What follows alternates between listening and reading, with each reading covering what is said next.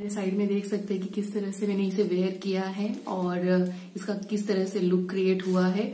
और ऑब्वियसली अगर आप सैटिन लवर है तो आपको बहुत ही पसंद आएगी ये वाली ड्रेस। और आपको कैसा लगा मेरा वीडियो प्लीज मुझे कमेंट करके बताइए, लाइक करिए, शेयर करिए। एंड नए हैं मेरे चैनल पे तो प्लीज सब्सक्राइब कर लीजिए एंड वहां पे एक बेल आइकन होगा उसे भी प्रेस कर दीजिए ताकि मैं जब भी कोई वीडियोस लेके आऊं न्यू वीडियोस तो उसकी नोटिफिकेशन सबसे पहले आप लोगों को मिले।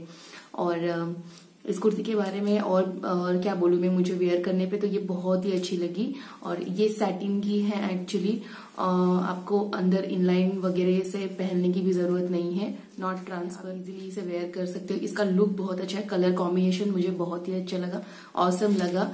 और आप फ्लिपकार्ट से ये वाली कुर्ती आप परचेज कर सकते हैं। आप इसके लिए डिस्क्रिप्शन बॉक्स चेक कर लीजिए, मैंने वहां पे मेंशन कर दिया है।